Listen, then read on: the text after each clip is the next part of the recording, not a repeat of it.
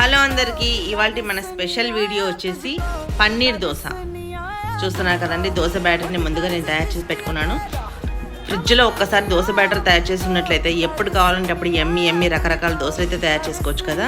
పిల్లలకి ఎప్పుడు కావాలన్నా సరే సర్వ్ చేయొచ్చు అనమాట. సో ఈ విధంగా అయితే దోశ బ్యాటర్ అయితే రెడీ చేసి పక్కన పెట్టేసుకోవాలి. చూస్తున్నారు కదండి, మన దోశ అయితే ఎంత పర్ఫెక్ట్గా వచ్చిందో. ఇలా రెండు వైపులా కాల్చుకోవాలన్నమాట. రెండో వైపు జస్ట్ కొంచెం కాలినట్లయితే సరిపోతుంది. నేను ఈ పన్నీర్ కర్రీని అయితే ఆల్రెడీ తయారు చేసి పెట్టుకున్నాను.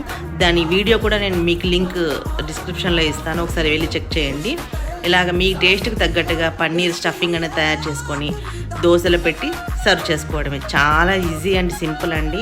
ఈ పన్నీర్ కర్రీని డైరెక్ట్గా కూడా తినేయచ్చు. నేను పన్నీర్ రోస్ట్ అన్న పేరుతోటి నేనైతే తయారు చేసుకున్నాను. చాలా అంటే చాలా ఎమ్మీగా టేస్టీగా వచ్చింది. మాకైతే బాగా నచ్చింది ఈ రెసిపీ. ఇది ఇంకా దోశలో స్టఫింగ్ కింద అయితే సూపర్ అంటే సూపర్ ఎమ్మీగా ఉందండి. చాలా అంటే చాలా బాగుంది.